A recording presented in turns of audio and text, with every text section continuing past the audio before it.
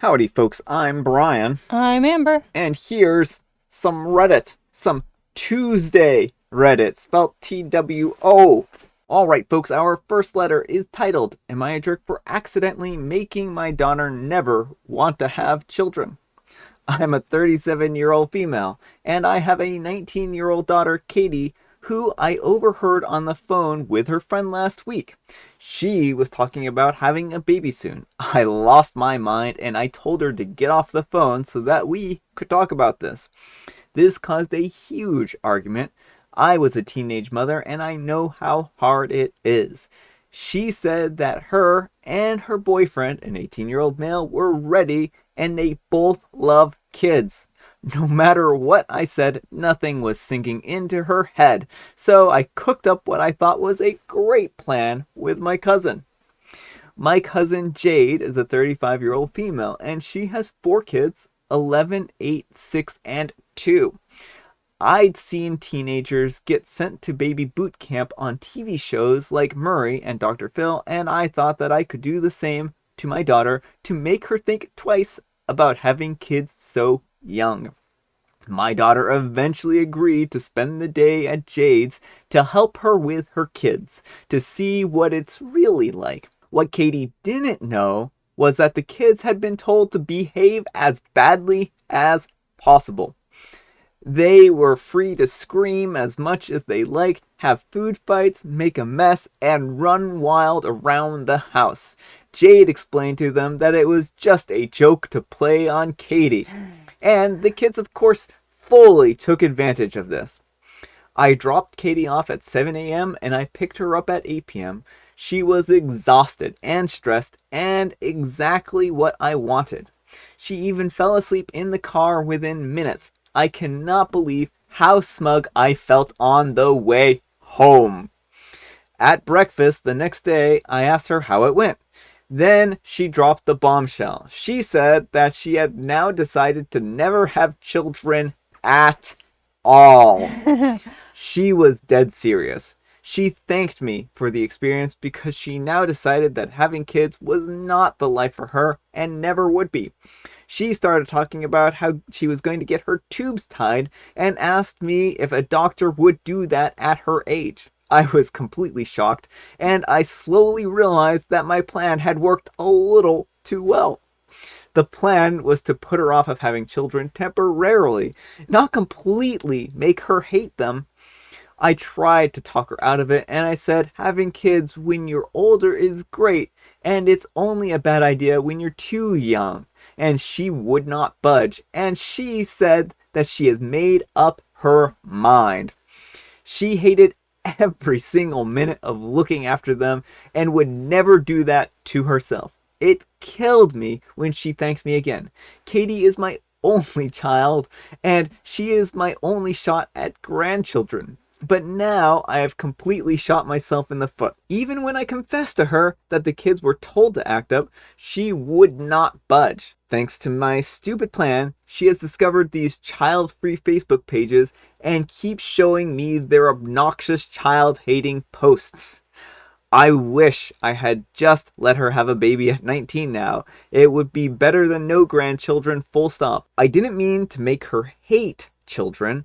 I just wanted her to stop from having kids temporarily, and she gets angry at me every time I try to change her mind and steer her away from hating kids. I truly didn't mean for it to go this far. Am I the jerk for how I handled this? Alright folks, what do you think? Jerk or not the jerk? Yes, you're the jerk. Now, the biggest way is because you're trying to pressure her into having kids and acting like all is lost because you won't have grandchildren. Yeah. Grandchildren are not owed to you. Your children do not owe you. Your children don't owe you grandchildren. And of course, it's also problematic how you decided to make the kids act up as badly as possible and didn't tell her. Yeah. Yeah, well, and I mean, I think there's nothing wrong with wanting to have people. I think it's really good, actually, to want to have the daughter have it make an informed decision. So I think suggesting that she help babysit the kids was actually a great idea. I do too. I actually think that was a good idea to have her babysit kids in general, to make sure that she understood that kind of perspective. I think trying to make it as horrible as possible is not a good thing. But I think your biggest jerk issue is not so. I mean, yeah, you shouldn't have told the kids to act up, but well, what does she expect to happen here, Mm-hmm. right? Like, maybe, yeah, if you try scaring someone off of something, it and it's going to work, right? Like, it's the fact that she set them up to act as bad as possible really kind of shows like she didn't think this plan through. Mm-hmm. And people are going to maybe she would have seen like having kids was going to be a handful. Mm-hmm. Caring for kids is hard enough as it is when they're on their best behavior, Mm-hmm. let alone their worst behavior. Yeah, and 4 of them at once, Yeah. like that's gonna be like just handling 4 kids under their best behavior is a lot. Yeah.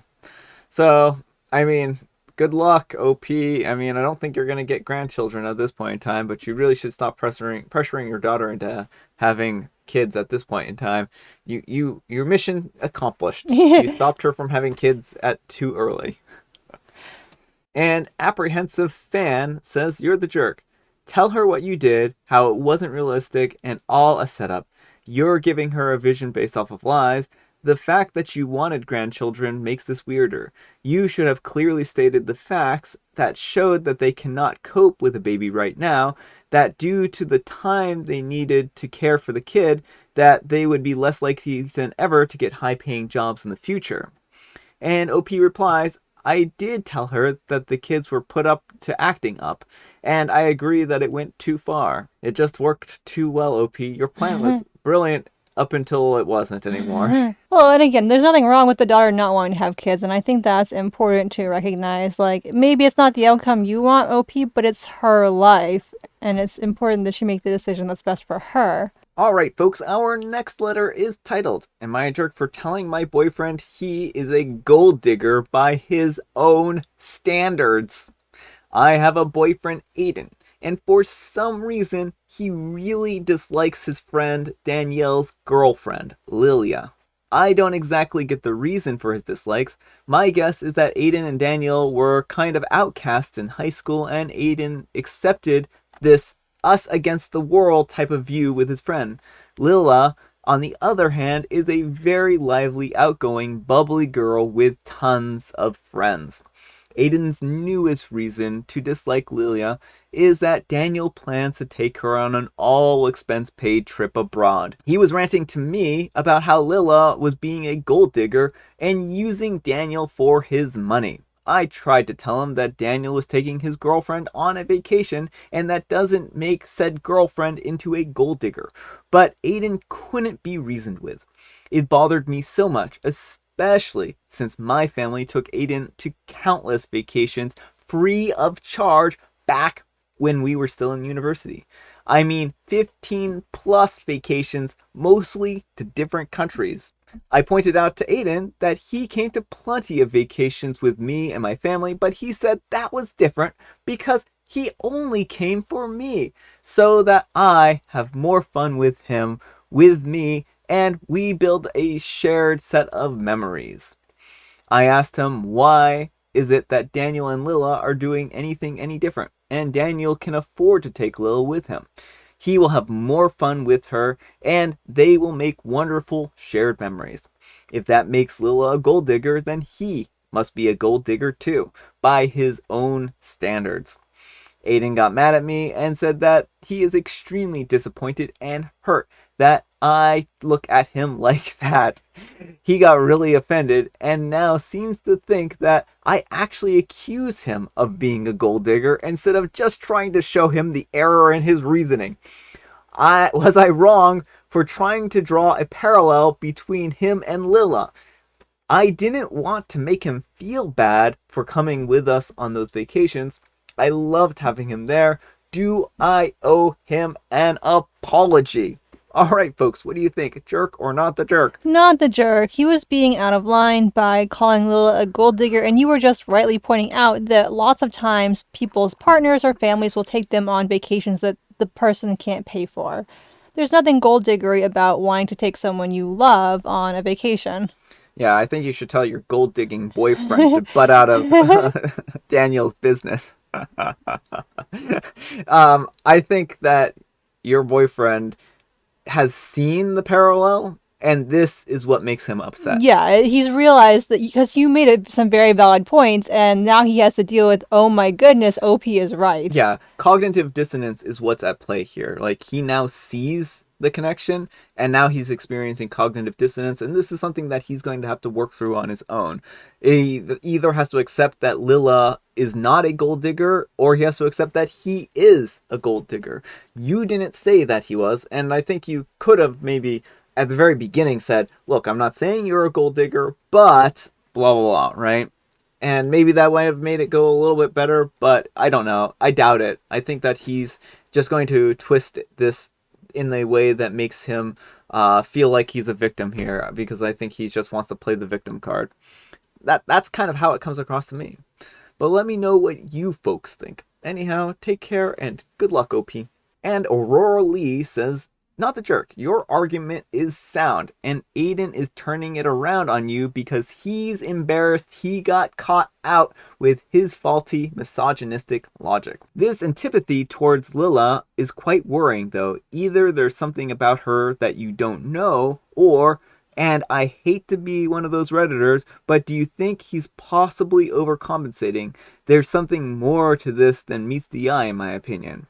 And OP replies, I don't think Aiden is into Lila or anything like that. He is just very protective over Daniel. Daniel went through a depressive period a few years back after a breakup, and Aiden was the one who went over to him every other day, got him food, cleaned his place, and helped him through it. He is probably just scared that this will happen again. Maybe he is already angry at Lila because he thinks she will hurt Daniel. I honestly don't know. I'm just making guesses. Those are all very valid points, and that might actually be a way to approach this situation with your boyfriend.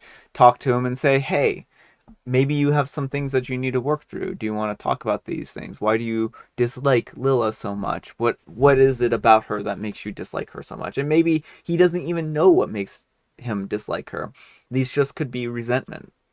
So anyhow, take care and good luck. All right, folks, our next letter is titled, Am I a jerk for using Find My iPhone to tell my father-in-law where my husband is?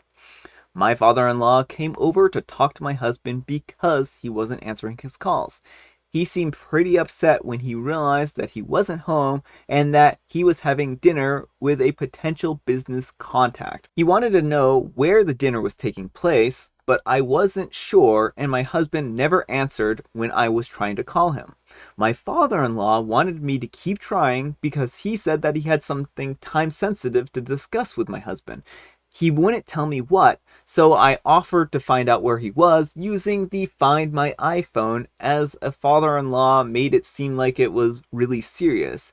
He went to the restaurant where he was at, and I don't know exactly what happened, but my husband was angry at me when he came home. He said that I shouldn't have helped his dad find him, and that he wasn't happy that I was using the Find My iPhone to keep tabs on his location. I told him that I don't keep tabs on him, but he said that he doesn't want to hear it. He's still upset with me. So am I the jerk? All right, folks, what do you think? Jerk or not the jerk? Yes, you're the jerk. If your husband's father needed to find him so badly, like, he would have told you what it was. Like, if it was like, if someone was in the hospital in critical care, like, yeah, maybe then it would have been okay because you needed to get a hold of him. But whatever it wasn't that urgent that it had to happen right then, especially during a business dinner. Like, it could have waited. This needed to be a life or death type of matter, I think, to go to the level of invading his privacy like this.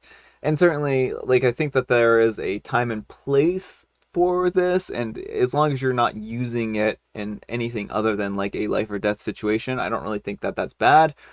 But it really was a violation of trust in this particular instance. Yeah, like, if your father-in-law had come in and been like, where's your husband? His mom is in the hospital. Like, that might have been okay, but just like, I have something time sensitive to talk about him. Like, it's not that urgent if you can't tell OP.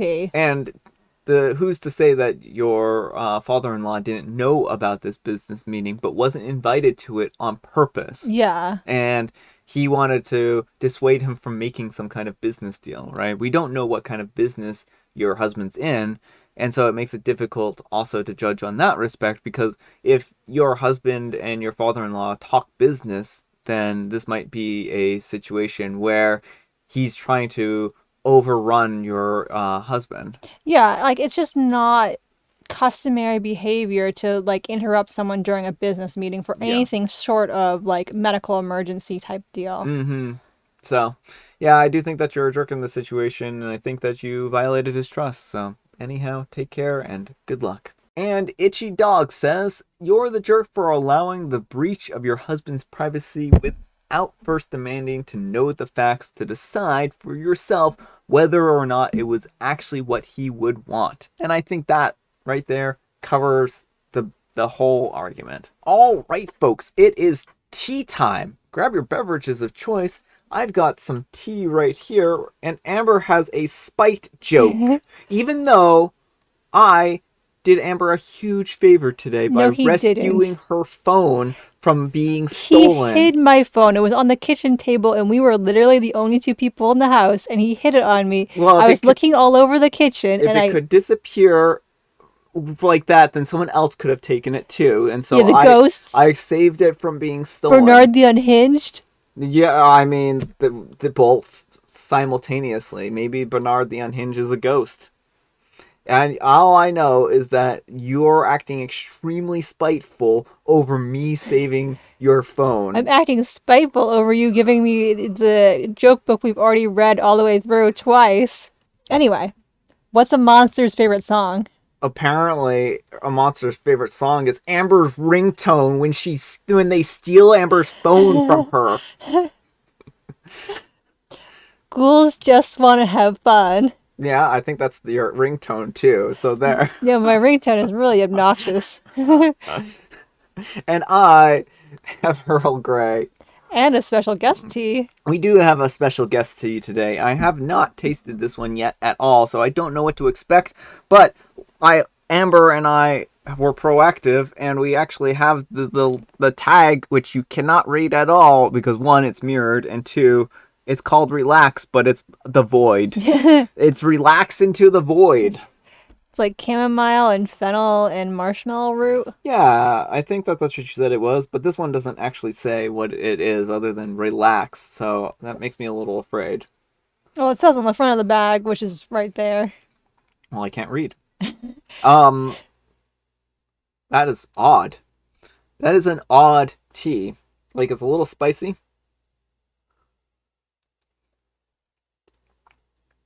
Kind of tastes like I don't know what it tastes like.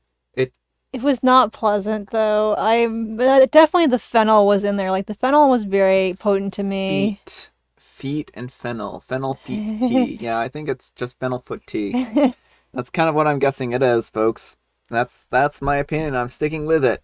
So relax will make you relax for sure. It will make you super duper relaxed as you drink this tea that's very relaxing.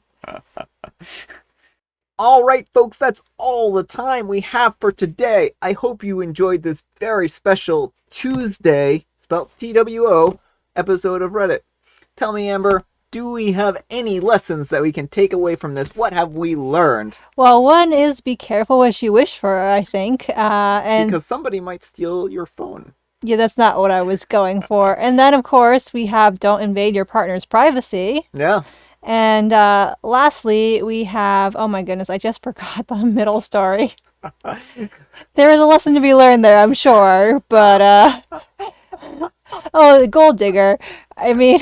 It's only funny because we restarted this outro bit because I haven't forgot the second one again. Yeah. Don't call someone a gold digger if you're doing the exact same thing they did. I think respect people and their wishes. Yeah. And don't try to impose stuff on them is probably like... It's a good way of summing it up. A kind of a common thread. They're all a little disparate. A little bit, right? So, thanks so much for watching, and we will see you here all tomorrow. Bye.